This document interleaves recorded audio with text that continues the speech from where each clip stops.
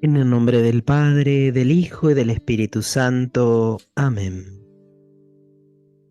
Bendito y alabado sea Jesús en el Santísimo Sacramento del altar. Sea por siempre bendito y alabado. Te adoramos, Jesús, Rey, Señor y Salvador, dueño de nuestra vida, Señor de la historia, luz que has venido a iluminar a todas las naciones, camino que nos conduce al Padre. Gracias por llamarnos, por regalarnos el don de la fe. Gracias por invitarnos a vivir en tu iglesia, a ser hijos de tu Padre. Gracias por darnos el Santo Espíritu. Hoy te pedimos, Jesús, que derrames tu Santo Espíritu en nosotros para que al dedicar este tiempo al estudio, a la reflexión, a la profundización en el conocimiento de nuestra fe, podamos crecer cada vez más en un gran amor a ti y a nuestros hermanos. Ven, Espíritu Santo, ven por medio de la poderosa intercesión del Inmaculado Corazón de María, tu amadísima esposa. Ven, Espíritu Santo, ven por medio de la poderosa intercesión del Inmaculado Corazón de María, tu amadísima esposa. Ven, Espíritu Santo, ven por medio de la poderosa intercesión del Inmaculado Corazón de María, tu amadísima esposa. Amén. Dios te salve María, llena eres de gracia, el Señor es contigo. Bendita tú eres entre todas las mujeres y bendito es el fruto de tu vientre Jesús. Santa María, Madre de Dios, ruega por nosotros pecadores, ahora y en la hora de nuestra muerte. Amén. Nuestra Señora de la Merced, ruega por nosotros.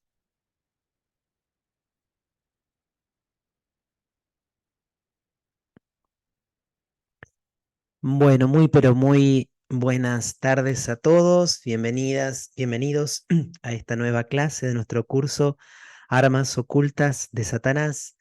Y como les anunciaba a través del mensaje en el grupo de WhatsApp, hoy vamos a hablar sobre la masonería.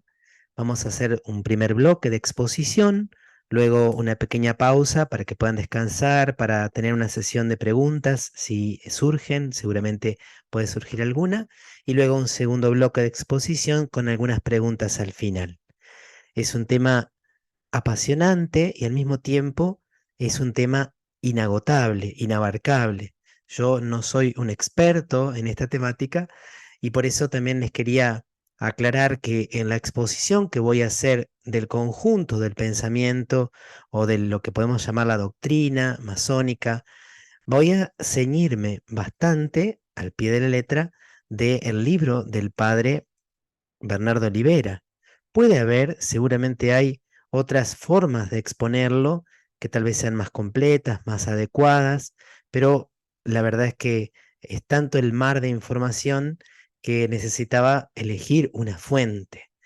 Hoy por hoy, también para aquellos que deseen investigar el tema, porque sabemos que estamos frente como una nueva etapa de la masonería internacional, las mismas logias que durante siglos han sido secretas, hoy están saliendo y se han presentado y se están presentando, dan entrevistas, los programas de televisión, los camarógrafos y periodistas ingresan en los templos e incluso en alguna oportunidad hasta filman alguna parte de las reuniones. E investigando también encontré algunos sitios web impresionantemente elaborados y con una calidad de imagen y de redacción de texto realmente impresionante. Pero lo que nosotros vamos a tratar hoy es de responder a dos preguntas. La primera, que es clave: ¿puede un cristiano, un católico, ser también miembro de la masonería? Bueno, la respuesta es muy fácil, es obvio que no, pero ¿por qué? ¿Cuáles son los fundamentos? ¿Cuál es la explicación que ha dado la Iglesia de por qué no se puede ser al mismo tiempo cristiano y pertenecer a una logia masónica? Y en segundo lugar, ¿por qué decimos que es un arma oculta de Satanás? Y vamos a hacerlo en al menos dos sentidos, como lo vamos a ver a lo largo del desarrollo de la clase de hoy. Así que comienzo a compartir pantalla. Como siempre me hubiera gustado tener mejor terminados las placas, pero bueno, hay tanta información y sobre todo también en este caso tantas imágenes que podríamos traer, que bueno, elegí algunas y quizás pueda más adelante mejorar. Vamos a comenzar hablando del origen, el desarrollo histórico y diversos tipos de masonería. También en qué consiste o cómo podemos identificar los puntos más importantes de la doctrina de la masonería y la praxis actual. El tercer elemento sería preguntarnos si existe luciferismo en la masonería, aunque ese punto lo desarrollo un poquito después, lo cambié luego en el orden de las placas. ¿Por qué decimos que es un arma oculta de Satanás y cómo operan también especialmente a través de instituciones pantalla y su presencia en las Naciones Unidas? La reingeniería social, que sería esta nueva construcción que la masonería está llevando adelante, y cuáles son algunas de sus estrategias. Nos preguntamos, algo que también es un tema delicadísimo, si podemos hablar de masonería dentro de la iglesia, es decir, si hay infiltración de la masonería dentro del cuerpo místico de Jesús, dentro de la esposa de Jesús, dentro de la iglesia en distintos niveles y modos, cuáles han sido las condenas por parte del magisterio y la última pregunta, que tiene que ver con un afán evangelizador, es preguntarnos, ¿qué busca alguien que ingresa a la masonería? Porque si nosotros vemos que hoy esta agrupación, leí recién en una página que se dice que cuenta con 5 millones de miembros, por ejemplo, en el mundo. ¿Por qué muchas personas y sobre todo muchos jóvenes buscan hoy la masonería? ¿Qué es lo que van buscando? Porque esa búsqueda muchas veces puede ser una búsqueda que revela un anhelo profundo del corazón humano y que nosotros estamos convencidos, estamos seguros de que nosotros, desde nuestra fe cristiana, de la pertenencia a la Iglesia Católica, tenemos aquella agua que toda persona va buscando, pero a veces busca saciar su sed en una fuente equivocada. Bueno, arriba donde dice 4, debería decir 5. Mil disculpas. Primer error que veo aquí en las placas. Quiero comenzar con la introducción de la carta encíclica Humanum Genus, que es del Papa León XIII. Este papa fue un papa muy escritor, muy prolífico. Recuerden que es una época donde los papas todavía no viajaban, pero ya a fines del siglo XIX tiene una influencia muy grande, no solamente hacia los cristianos, sino también en el ámbito cultural occidental. Papa León XIII escribió muchísimas encíclicas. Y este papa realiza tal vez la condena más explícita, contundente y por otro lado fundamentada que se conoce en el magisterio de la Iglesia. Ya los papas anteriores, en una gran cantidad de oportunidades, habían condenado a la masonería. Pero él comienza, podemos decir así, con una especie de introducción épica. El humano linaje, después que por envidia del demonio se hubo para su mayor desgracia separado de Dios, creador y dador de los bienes celestiales, quedó dividido en dos bandos diversos y adversos. Uno de ellos combate asiduamente por la verdad y la virtud, y otro por todo cuanto es contrario a la virtud y a la verdad. El uno es el reino de Dios en la tierra, es decir, la verdadera iglesia de Jesucristo, a la cual quisiera estar adherido de corazón y según conviene para la salvación. Quien quisiera estar adherido, perdón, necesita servir a Dios y a su unigénito Hijo con todo su entendimiento y toda su voluntad. El otro es el reino de Satanás, bajo cuyo imperio y potestad se encuentran todos los que, siguiendo los funestos ejemplos de su caudillo y de nuestros primeros padres, rehúsan obedecer a la ley divina y eterna y obran sin cesar, o como si Dios no existiera, o positivamente contra Dios. Bueno, acá tenemos como una gran batalla. Hemos hablado de esta batalla que atraviesa toda la historia, pero que en León XIII la explicita de una manera muy contundente. De un lado está la iglesia de Dios, podemos decir todos aquellos que de una u otra forma se acercan a la iglesia de Dios. Sabemos cuántas personas que no conocen la iglesia de Jesucristo o al mismo Jesucristo, pero que si lo conociesen se adherirían a él. Y del otro lado, el reino de Satanás y de todos aquellos que o actúan como si Dios no existiera, o positivamente contra Dios y rechazan la ley de Dios.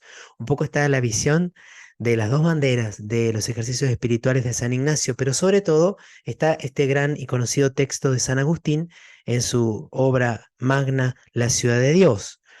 Agustín habló de estos dos reinos de modo dos ciudades contrarias a sus leyes y deseos, compendiando con sutil brevedad la causa eficiente de una y otra en estas palabras. Dos amores edificaron dos ciudades. El amor de sí mismo hasta el desprecio de Dios edificó la ciudad terrena. El amor de Dios hasta el desprecio de sí mismo, la celestial. Puesta esta introducción, este proemio, aquí comienza a referirse a la masonería León XIII. En el decurso de los siglos, las dos ciudades han luchado la una contra la otra, con armas tan distintas como los métodos, aunque no siempre con igual ímpetu y ardor. En nuestros días, todos los que favorecen la peor parte parecen conspirar a una y pelear con la mayor vehemencia bajo la guía y auxilio de la sociedad que llaman de los masones, por doquier dilatada y firmemente constituida. Bueno, como podemos em, colegir de esta simple cita, León XIII no tenía pelos en la lengua y, perdonen el lenguaje coloquial, como decimos aquí en Argentina, no se andaba con chiquitas. Atribuye directamente a los masones ser los principales eh, protagonistas de esta batalla contra el reino de Dios. Sin disimular ya los intentos, con la mayor audacia se revuelven contra la majestad de Dios. Maquinan abiertamente y en público la ruina de la Santa Iglesia, y esto con el propósito de despojar, si pudiesen, enteramente a los pueblos cristianos de los beneficios conquistados por Jesucristo, nuestro Salvador. Aquí cerramos la cita. Se ve que ya en aquella época, fines del siglo XIX, la masonería comenzaba a manifestarse de manera más pública. Recordemos que hubo algunos períodos durante las monarquías europeas donde el mismo hecho de pertenecer a una logia masónica era considerado delito y podían incluso ser llevados presos. Por lo tanto, esa era otra de las necesidades que en algunos periodos hacían que tuviera que permanecer en secreto. Pero parece que ya en aquella época se manifestaban en público. Y aquí encontramos algo que va a aparecer luego en los textos legislativos y magisteriales, la maquinación contra la iglesia. De hecho, yo recuerdo cuando era más adolescente que alguien nos explicaba, bueno, pero ¿qué es la masonería? Es una institución que lucha contra la iglesia, que quiere destruir la iglesia. Y ese parece ser un elemento clave, pero no como un fin en sí mismo, sino como un medio. Es decir, lo que pretende la masonería fundamentalmente es construir un mundo nuevo y para eso tiene que crear un hombre nuevo. Y el principal enemigo en esa construcción del hombre nuevo es el cristianismo, especialmente el que está encarnado, el que aparece visiblemente en la Iglesia católica, en la cual subsiste la Iglesia de Cristo. Pero incluso, y esto lo va a decir Benedicto XVI, Joseph Ratzinger, en un texto maravilloso que voy a usar para cerrar el encuentro de hoy, aun cuando hubiera logias que dijeran, no, nosotros no somos enemigos de la iglesia, nosotros no queremos atacar a la iglesia ni maquinar contra ella, aún en ese caso, si es que fuera posible y fuera real esa no violencia contra la iglesia, sería algo totalmente incompatible con el cristianismo, con nuestra fe, con nuestra cosmovisión. Por supuesto que aquí lo que está insinuando León XIII es algo que se puede constatar a lo largo de la historia de las monarquías europeas y también la presencia de las logias masónicas en las revoluciones que ocurrieron aquí en América. Yo, por supuesto, no voy a detenerme tanto en esa parte de la historia, pero indudablemente que han estado presentes tratando de quitarle influjo social a la iglesia, que sabemos que durante muchos siglos, en las monarquías europeas y también en los gobiernos iberoamericanos, latinoamericanos, han tenido un enorme influjo. Pero para ordenar mejor el desarrollo, lo primero que nos preguntamos es, ¿qué significa la palabra masón? La palabra masón, así con el acento en la O como la tenemos hoy aquí, deriva de una palabra alemana y etimológicamente significa tallador de piedras. Es un constructor, es alguien que modela la materia para darle una forma y para construir edificios. Muy pronto, cuando empieza a tener esta connotación diferente de la que tenía siglos atrás, se le va a agregar el prefijo free o frank, Freemason o Frank Mason, que significa simplemente libre. En inglés free, en francés franc, libre. Es un tallador de piedras libre, ¿sí? Es un artesano libre. Y entonces, ¿cuál es el origen histórico? Si bien en algunos textos de la masonería se habla de orígenes legendarios en las civilizaciones antiguas, de hecho, algunos de los masones hablan de que Noé fue el primer masón. ¿Por qué? Porque fue el primer constructor y que tuvo una obra importante para salvar a la humanidad. Y ven a lo largo de todas las Sagradas Escrituras distintos personajes donde algunos de ellos dicen ellos eran masones, eran personas ya iluminadas, que tenían conocimiento de un modo diferente del misterio de Dios. Más cercanamente, la masonería hunde sus raíces en los gremios de los constructores de las catedrales. El padre Bernardo Olivera lo explica de este modo. En el medioevo, especialmente en la Alta Edad Media, siglo XI, siglo XII, siglo XIII, siglo XIV, Europa se llenó de grandes catedrales y por lo tanto los que construían las catedrales tenían un gran protagonismo en la sociedad, eran personas muy valoradas.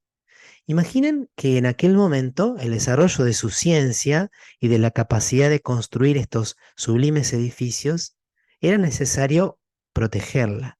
Y por eso entre ellos habían ido elaborando algún tipo de lenguaje secreto, de apretones de manos, de gestos con el rostro, de palabras claves. Tenían como un vocabulario común, una manera de comunicarse críptica. ¿Para qué? Primero para poder reconocerse el uno al otro como alguien que tenía este regalo de conocer la ciencia de la construcción, pero también luego se fue dando entre ellos como una cierta fraternidad. ¿M? ¿Qué pasa? Cuando decae el interés en Occidente por la construcción de catedrales, cada vez van teniendo menos protagonismo, estas agrupaciones que empiezan a tener una identidad se reducen en su cantidad de miembros y empiezan a admitir miembros que no tenían este oficio de constructor de catedrales. Y luego, finalmente, se va a dar mucho más protagonismo a estos miembros no albañiles, por decirlo así, sino que se reunían a pensar, a reflexionar, a debatir, a discutir cuestiones sociales, económicas y políticas, y luego cuestiones más bien filosóficas. Y es entonces así donde se va delineando un nuevo tipo de arquitectura, un nuevo tipo de ingeniería, no ya dedicados a construir edificios, sino este mundo nuevo. Un mundo nuevo que, y aquí esto vamos a ver que tiene su origen en el año 1717, donde ya había habido una ruptura del cristianismo después de la Reforma Protestante, donde habían surgido filósofos de mucho relieve que hacían como un corte con esta visión teocéntrica de la cultura occidental. Será un mundo postcristiano a través de la difusión de las nuevas ideas. Entonces, en sus orígenes hay una fecha clave que es el 24 de junio de 1717. Allí se unen en Londres cuatro gremios para formar la Gran Logia Unida Masónica, donde nace entonces históricamente y cuál podemos decir es el origen más tangible de la masonería en 1717 en Inglaterra.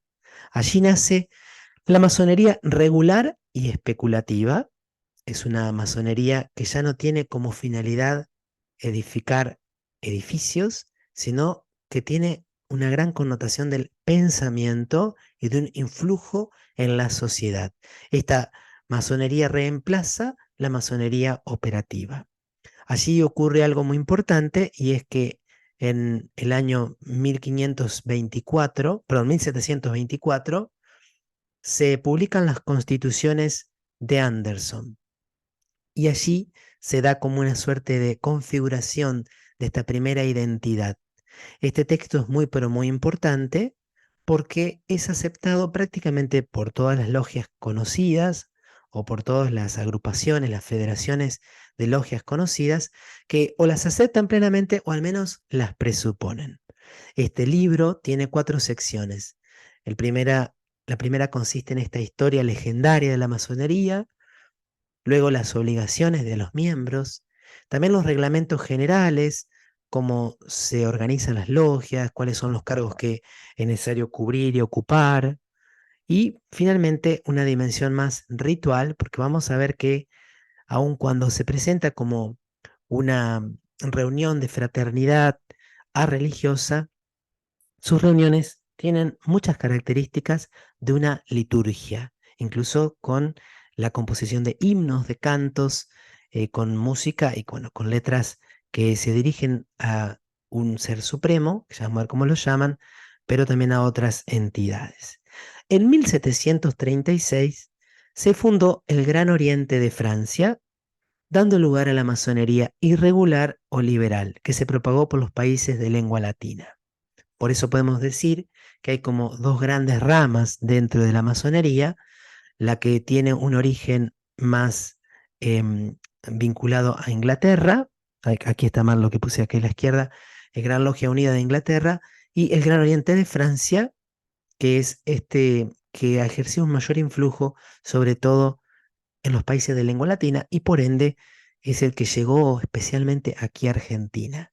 Bueno, para hablar de la historia de la masonería, tendríamos que estudiar prácticamente lo que fue toda la Revolución Francesa, todo el desarrollo de las monarquías europeas, de las revoluciones americanas, porque estuvieron importantes miembros de la masonería influyendo de manera muy directa. Hubo periodos, como les dije, donde estaban más ocultos, otros donde parecía que se manifestaban más, pero en muchos de los momentos históricos, esto lo dice el profesor Alberto Bárcena en sus obras, hay una serie de videos muy interesantes que luego les voy a compartir, siempre tenían un intento y era disminuir la influencia de la Iglesia Católica en la sociedad.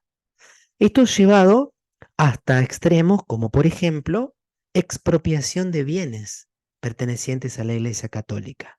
Para los que somos de aquí de Argentina, recordaremos lo que ocurrió a inicios del siglo XIX con Rivadavia y todas esas leyes por las cuales se expropiaron innumerable cantidad de propiedades de la Iglesia Católica. Pero también hay diferentes momentos donde, instigados por miembros de la masonería, se dieron persecuciones religiosas verdaderamente sangrientas, tanto en la Revolución Francesa como luego en España en diferentes momentos, incluso en el siglo XX. Detrás de la matanza de muchísimos sacerdotes religiosos, religiosas, estaba también este anhelo de debilitar, de disminuir el influjo de la Iglesia Católica en la sociedad, a través de la educación, de los hospitales.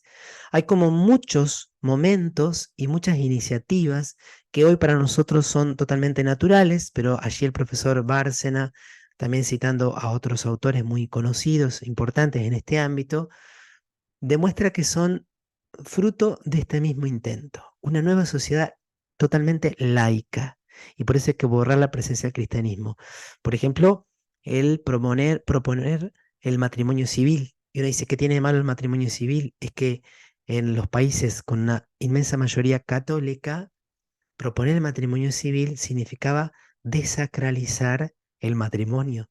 El matrimonio ya no es algo que tiene que ver directamente con Dios, sino que es sobre todo un contrato de dos voluntades que se comprometen a tener una vida en común. O la desacralización de los cementerios, porque hasta ese momento los cementerios eran lugares sagrados, el campo santo, y suponía el reconocer esta sacralidad de los cementerios, una visión sobre la vida eterna, sobre la resurrección futura. Por lo tanto, si se desacralizaban los cementerios, se abría campo o se abría paso a una nueva visión de la muerte y de lo que puede existir más allá de la muerte. Teníamos muchísimo para decir, luego les paso la lista de videos porque realmente al que le gusta la historia también es muy interesante para entender los procesos de los últimos 3 siglos. Y si vamos a la doctrina, el padre Bernardo Olivera va a citar el artículo 1 de la Constitución del Gran Oriente de Francia, que dice así: La francmasonería, institución esencialmente filantrópica, filosófica y progresiva. Filantropía, recordemos que es el amor al hombre, pero al usar la expresión filantropía, etimológicamente significa eso, se está como reemplazando también otro concepto que era muy querido en la tradición, que es caridad. No, no hablamos de caridad, porque caridad tiene un sabor teológico y cristiano. Hablamos de filantropía. Una institución filosófica, por lo tanto, se reconoce que hay una visión del mundo, de la trascendencia, del cosmos, de la persona humana, y progresiva, es decir, que promueve o propone el progreso de la sociedad, de las ideas, de las instituciones, etcétera. ¿Cuál es su objetivo? La búsqueda de la verdad, el estudio de la moral y la práctica de la solidaridad. Fíjense que tenemos aquí algo muy, pero muy positivo. ¿Quién no estaría de acuerdo con la búsqueda de la verdad, el estudio de la moral y la práctica de la solidaridad? Sin embargo, también esto lo explica el padre Bernardo Olivera, cuando se habla de verdad, se lo está haciendo desde un punto de vista diferente a la tradición aristotélico-tomista o al realismo cristiano, según el cual hay una realidad que tiene una naturaleza, que tiene leyes íntimas y que nosotros podemos adecuarnos a ella, conocer la verdad, pero existe una verdad. En cambio, esta búsqueda de la verdad propia de la masonería es mucho más cercana a lo que hoy se dice o se expresa con la palabra construcción de la verdad, a construir un pensamiento sobre el cual podamos consensuar, incluso aunque tengamos ideas muy contrapuestas en muchos aspectos de nuestra vida. Y, como vamos a ver, una de las raíces de la masonería o de su aproximación al conocimiento es el relativismo. Tiene por principios la mutua tolerancia, el respeto de los otros y de sí mismo, la absoluta libertad de conciencia. También tenemos aquí palabras hermosas, valiosas, como tolerancia, respeto y libertad. ¿Quién no está de acuerdo con la libertad y con el respeto a la libertad de conciencia del otro? Considerando que las concepciones metafísicas son del dominio exclusivo de la apreciación individual de sus miembros, la francomasonería rechaza toda afirmación dogmática. Cuando nosotros llegamos simplemente a este primer punto que está en el artículo 1 de su constitución, nos parece que ya es claro que aquí no podemos compatibilizar la pertenencia a la francmasonería o a la masonería en general y la pertenencia a nuestra fe cristiana, la cual implica también, en algunas áreas, en algunos aspectos, aceptar dogmas, es decir, aceptar verdades reveladas. Aquí también finaliza diciendo que se atribuye una importancia fundamental a la laicidad.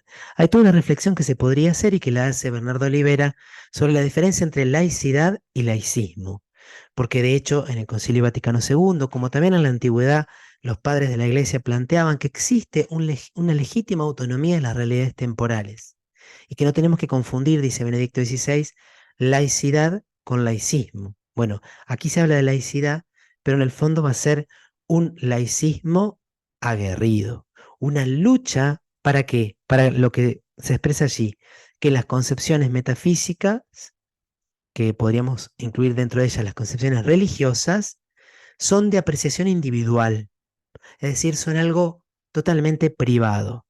Mi religión, mi relación con Dios debe ser algo puramente íntimo y yo no lo debo expresar fuera, no lo debo poner en las calles, en la vida pública, me lo tengo que reservar para mí. Esto ha estado presente en tantas leyes, ¿no? Por ejemplo, pensemos la persecución de los cristeros.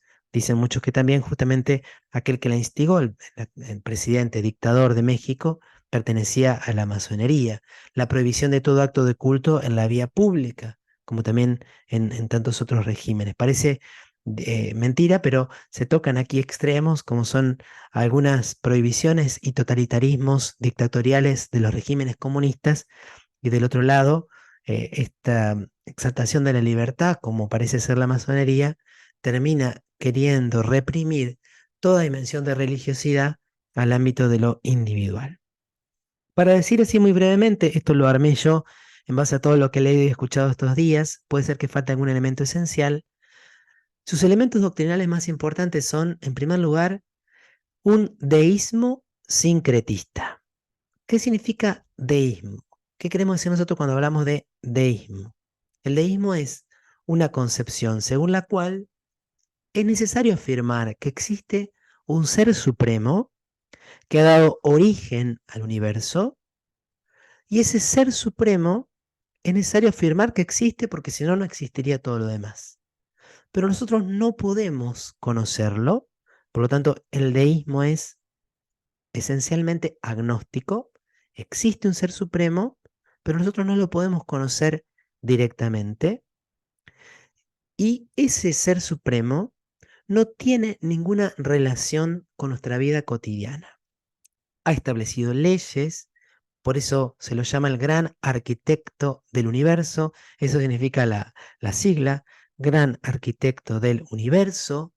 Es una inteligencia suprema y perfecta que ha impreso en cada una de las criaturas, criatura no sería la palabra exacta, pero en cada una de las cosas que existen, leyes, procesos, también a nosotros, pero que no tienen ningún vínculo. Porque incluso este gran arquitecto del universo no es necesariamente un ser personal, no es alguien. Los masones no hablan jamás de un padre, un hijo o un Espíritu Santo. No hablan de que ese gran arquitecto nos ama, ni tampoco necesariamente tiene que ser motivo de nuestro amor, destinatario de nuestro amor, sí del respeto, tal vez de la gratitud en un sentido amplio. Y como no está definido los contornos de cómo es ese gran arquitecto del universo, bajo él puede entrar cualquier concepto de lo divino. Por eso, desde la masonería se afirma que sí se puede ser masón y cristiano, masón y budista, masón y judío, masón y musulmán. Mientras vos reconozcas que hay alguien que fue gran arquitecto del universo, vos dale después el nombre que le quieras dar.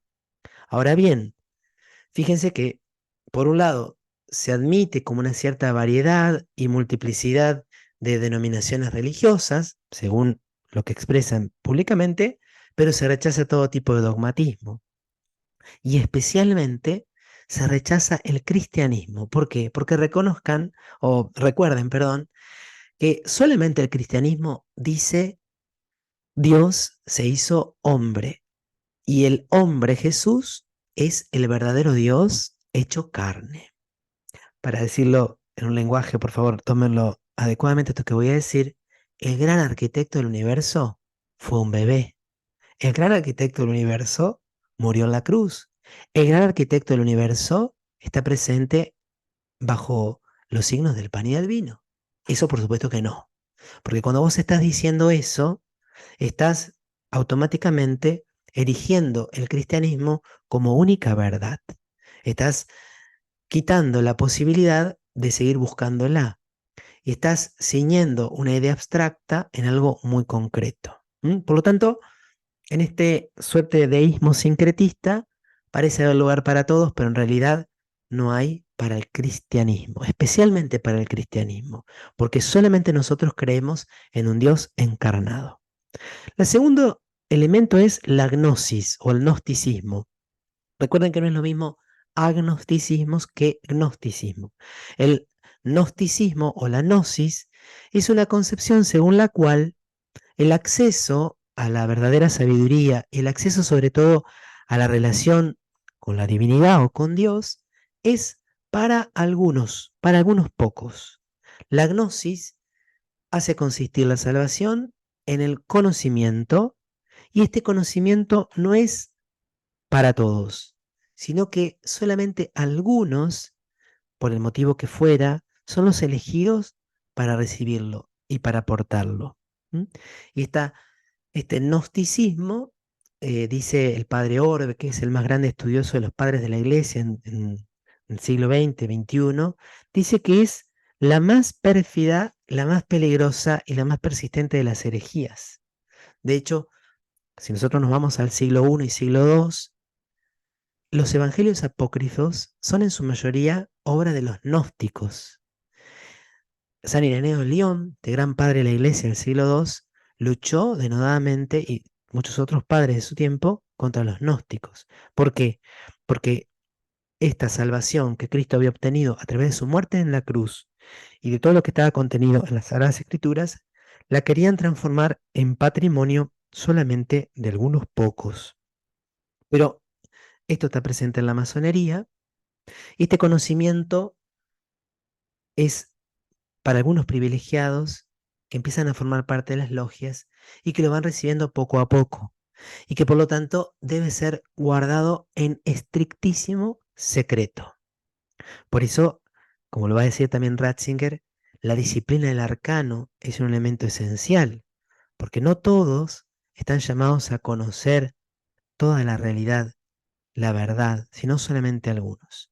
Lo tercero es el naturalismo. De hecho, cuando León XIII condena la masonería, el principal argumento ese por el cual no es compatible con la fe cristiana es el naturalismo, es decir, la negación de la realidad sobrenatural, la negación de la revelación.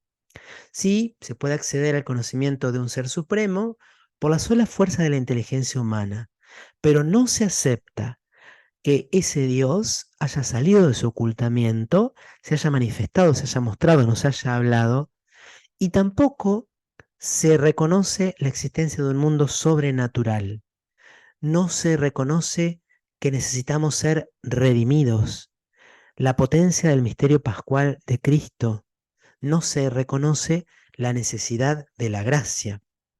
Yo no necesito que alguien me salve, sino que yo, a través del conocimiento y de la educación de mi voluntad, me voy perfeccionando a mí mismo. No es Dios que me perfecciona con su gracia, yo me voy perfeccionando a mí mismo a través de mis propias decisiones. Esta negación de lo sobrenatural y de la necesidad de la gracia hace que podamos decir también que la antropología y la ética de la masonería son esencialmente pelagianas. ¿Qué es el pelagianismo? Es una herejía del siglo IV donde se afirmaba que el ser humano puede ser bueno, puede hacer el bien, sin necesidad de la ayuda de Dios, sin necesidad de la gracia. Bueno, el cuarto elemento que destacamos aquí es el relativismo. Un relativismo práctico que implica la tolerancia en principio a todas las opiniones, pero que en el fondo es un relativismo a conveniencia de lo políticamente correcto. La verdad no es algo que subsiste a lo largo de la historia, sino que algunas cosas pueden haber sido verdaderas en algún momento y hoy ya no lo son. Y otras que tal vez no lo eran antes, hoy pueden serla. Por lo tanto, no se reconoce que existe una naturaleza humana y una única manera de acercarnos a ella, que sería indudable y válida para todos, sino que muchas de las cosas simplemente las podemos defender y definir por consenso, por consenso. Y finalmente, el laicismo. No es honesto hablar de laicidad, sino que verdaderamente estamos ante un laicismo. Es la negación, el rechazo y la exclusión de toda referencia religiosa en el ámbito civil. La masonería tiene determinados símbolos. El más conocido es el compás y la escuadra. Bueno, recordemos que en su origen están detrás los constructores de catedrales, eran gremio de constructores, así que esas son dos herramientas con las cuales tomar medidas, obtener precisión. También el padre Bernardo habla del mosaico blanco y negro que suele estar presente en el suelo de los templos. Si ustedes ven la imagen de la derecha, hay allí un piso con ese mosaico blanco y negro y que en cierto modo simboliza esta, este relativismo, ¿no? Donde hay como una especie de combinación entre la luz y la oscuridad y que vamos aproximándonos así como poco a poco. También hay algunos símbolos cristianos que tienen otro significado, por ejemplo la sigla INRI, que nosotros llamamos Iesus Nazarenus Rex Iudeorum, tiene otro significado en la masonería. Después, si ustedes van a la página de la masonería, se mencionan muchos otros símbolos. Está la pirámide, está el ojo, está la, las columnas, están los delantales, por ejemplo, que ustedes ven allí a la derecha, y determinadas insignias, cada una de ellas con un simbolismo. Pero es un simbolismo que no es meramente accesorio, como vamos a ver, sino que hay una suerte de parecido o de analogía con el mundo sacramental cristiano y católico. Y por ende, así como hay símbolos visibles, hay ritos visibles. Si bien es un camino filosófico, tiene ceremonias de iniciación, la utilización de vestiduras, nosotros llamaríamos ornamentos, hay himnos y también hay juramentos y se practica la disciplina del arcano. Disciplina del arcano, cuando decimos esto, es el secreto estrictísimo con tremendas penas para aquel que viole tanto el anonimato de su pertenencia a las logias y de pertenencia de otras personas, como de elementos interiores. En cuanto a su organización, están distribuidos y federados en diferentes obediencias, así se llaman como los grupos de logias, y además hay varios ritos, aunque el rito de York y el rito escocés antiguo son los más conocidos. En- por lo que dice el padre Bernardo, este rito escocés antiguo es el más difundido en los países también latinoamericanos. Y lo que tal vez muchos de nosotros han escuchado alguna vez es sobre los 33 grados. Comenzando por el primero, y el más alto, el más elevado, es el grado 33. Los tres primeros, por ejemplo, fíjense, tienen nombres vinculados con el oficio de constructor: aprendiz, compañero y maestro.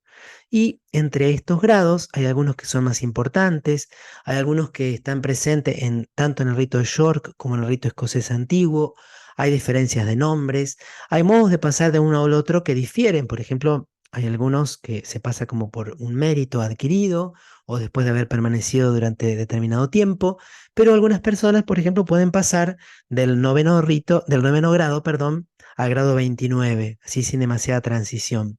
Porque cuando las autoridades de la masonería descubren que alguien está especialmente capacitado o tiene un talento muy particular para influir en la sociedad o está destinado a ocupar un lugar importante en la sociedad, pensemos, por ejemplo, alguien que es candidato a ocupar un cargo de gobernador o de presidente, puede pasar muy velozmente por todos los grados intermedios. Los nombres los pueden encontrar también en internet y también varían de rito en rito. Las reuniones se llaman talleres, y tienen distintos nombres, pero al menos en algunos de los ritos se llaman talleres y se reúnen por grado. No es que todos puedan ir a las reuniones de los demás, sino de acuerdo al grado en el cual están, al cual pertenecen. El lugar donde se reúnen puede llamarse taller, pero en muchos sitios se llama templo masónico. De hecho, cada vez más en las ciudades están visibilizados con cartelería, e incluso en Google Maps uno puede encontrar los templos masónicos, y sus ceremonias son estructuradas y simbólicas. Hay tres obligaciones básicas que tiene toda persona que se suma, que se adhiere, se inscribe a la masonería.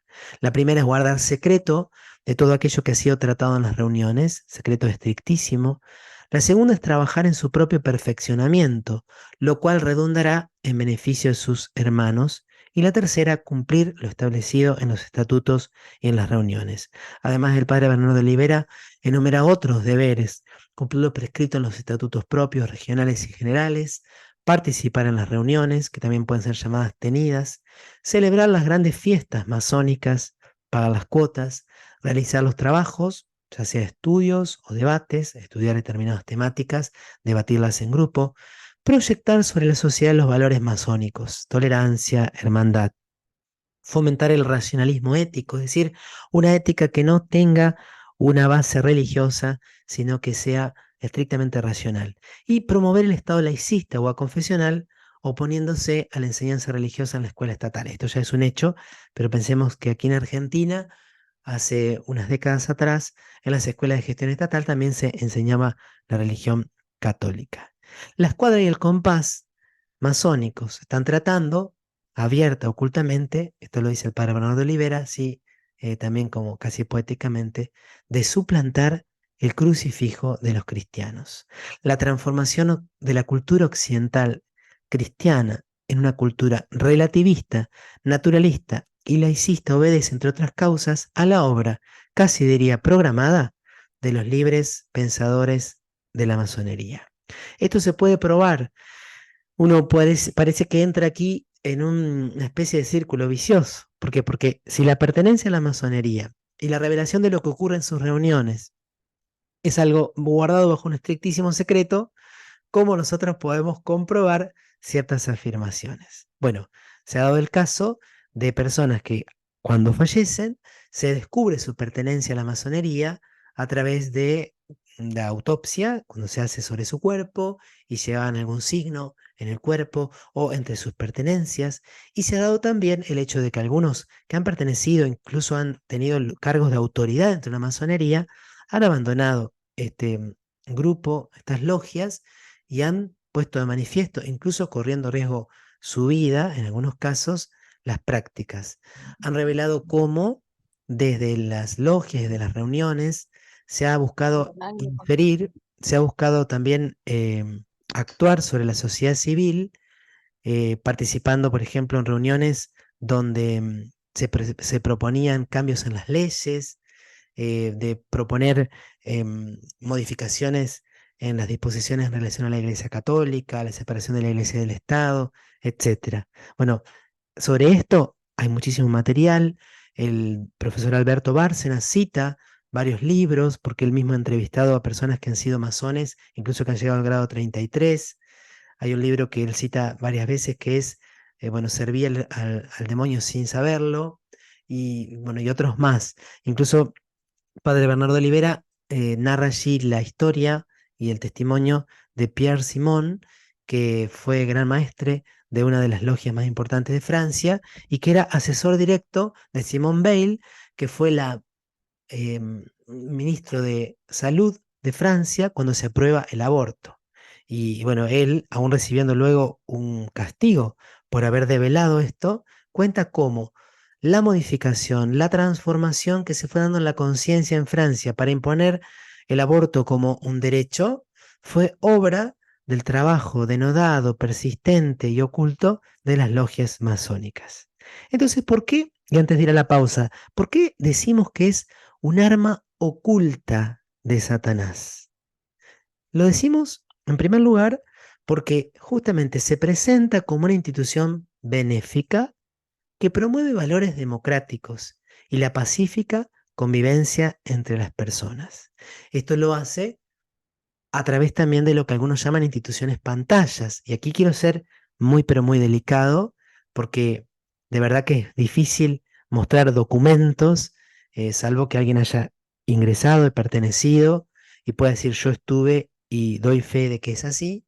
Pero bueno, algunos afirman que algunas de las organizaciones benéficas presentes en los países como en Argentina, pensemos en Rotary Club, Club de Leones y otras similares, son instituciones pantalla a través de las cuales la masonería va promoviendo grandes obras de caridad, mejor dicho, de filantropía, y haciendo y teniendo un influjo real sobre la sociedad, pero sin ningún tipo de referencia a nuestro Señor Jesucristo, a su gracia y a su obra salvífica.